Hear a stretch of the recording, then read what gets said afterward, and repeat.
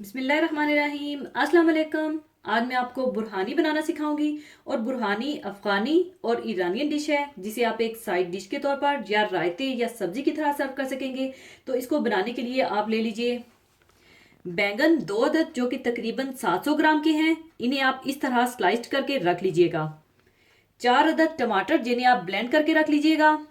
दही 1 कप, तेल quarter cup, नमक हस्बे ज़रूरत, सुर्ख मिर्च पाउडर क्वार्टर टी स्पून, भुना कुटा जीरा 1 टीस्पून, साबुत सफ़ेद जीरा 1 टीस्पून, लहसुन पिसा हुआ 1 टीस्पून, कड़ी पत्ते 7 अदद, राई दाना 1 टीस्पून और सूखी सुर्ख मिर्चें 3 अदद और थोड़ा सा कटा हुआ हरा धनिया और हरी मिर्चें और तलने के लिए तेल चाहिए होगा। सबसे पहले आप एक सॉस पैन में टमाटो प्यूरी डाल लें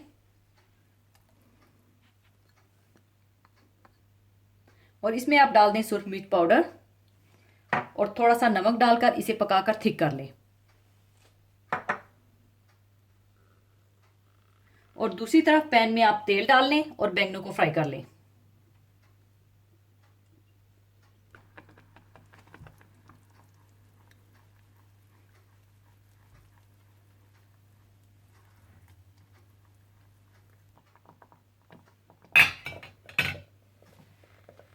और इस तरह से आप बैंगन फ्राई कर लें और ऊपर थोड़ा थोड़ा नमक डाल दें।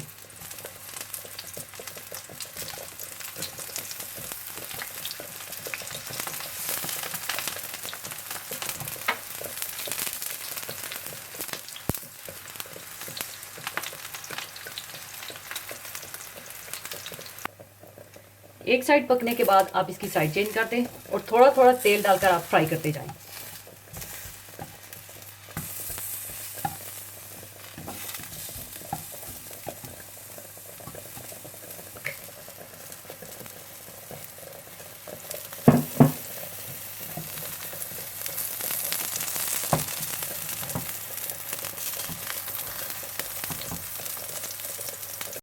इस तरह से फ्राई करने के बाद आप इन्हें निकाल लें और एक डिश में फैला लें।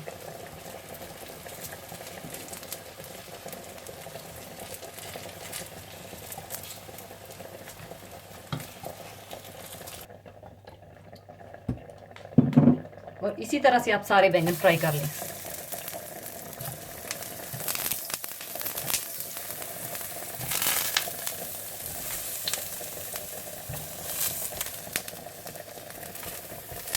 ये बैंगन अच्छे से फ्राई हो चुके हैं और इन्हें अच्छा सा फ्राई कीजिएगा ताकि ये अच्छे से गल भी जाएं।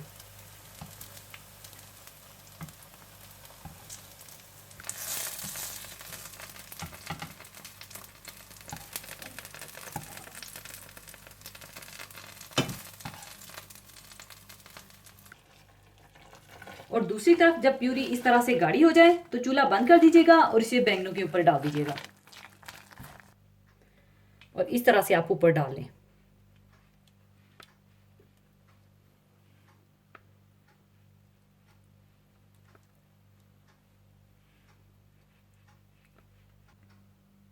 इसके बाद आप दही में नमक डाल लें, पिसा हुआ लहसुन और भुना कुटा जीरा डालकर अच्छी तरह से मिला लें और इसे भी आप ऊपर डाल दें।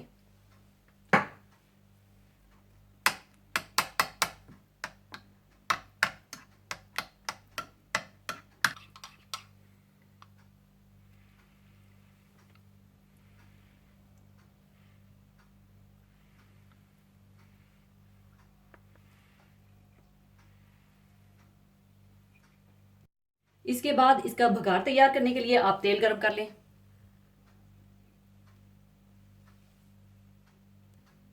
और जब तेल गर्म हो जाए तो आप इसमें राई दाना, सफ़ेद जीरा, सूखी मिर्चें और कड़ी पत्ता डालकर कड़कड़ा लें।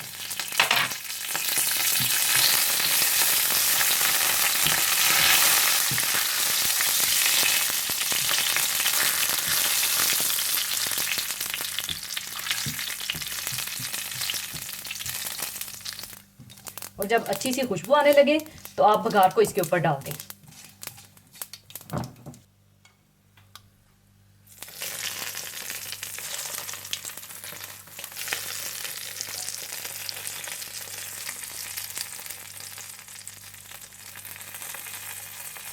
और इस तरह से फैला लें। ऊपर आप बारीक कटी हुई हरी मिर्चें और हरा धनिया डाल दें।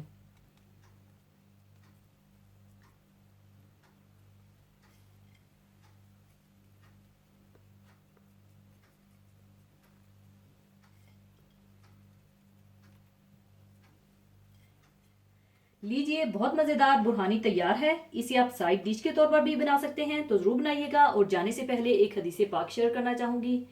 हदीस पाक इस तरह से है, हज़रत अनस रज़ी अल्लाह ताला अन्हो से रवायत है कि रसूलुल्लाह सल्लल्लाहु अलैहि वसल्लम ने इरशाद फरमाया, यकीनन अल्लाह ताला उस बंदे से बड़ा खुश होता है जो खाना खाए तो इस पर अल्लाह का शुक्र अदा करे, और पानी पिए तो इस पर अल्लाह की हम्द करे। खाना पीना जिसमें इंसान के भूखो ज़बान की लज्जत का सामान है। अगर खाने पीने से पहले बिस्मिल्लाह और खाने पीने के आखिर में अल्लाह ताला की हम्द और शुक्र अदा किया जाए तो खाने पीने का ये बज़ाहिर खालस मादी अमल एक रूहानी इबादत बन जाती है और इस पर अल्लाह की इबादत का रंग चढ़ जाता है। दरअसल हर वो अमल जो कि अल्लाह के हुक्म और शरीयत की तालीम के मुताबिक है, अल्लाह ताला की रज़ा की खातिर और सुन्नत नबवी सल्लल्लाहु अलैहि वसल्लम की तकलीद में अजर सवाब की उम्मीद पर यकीन के साथ अंजाम देना इबादत ही है। और ये बात हर आदत को इबादत बना देती है, और ये रूह निकल जाए तो हर इबादत खाली आदत और महज रस्म और नफ्स की पैरवी रह जाती है।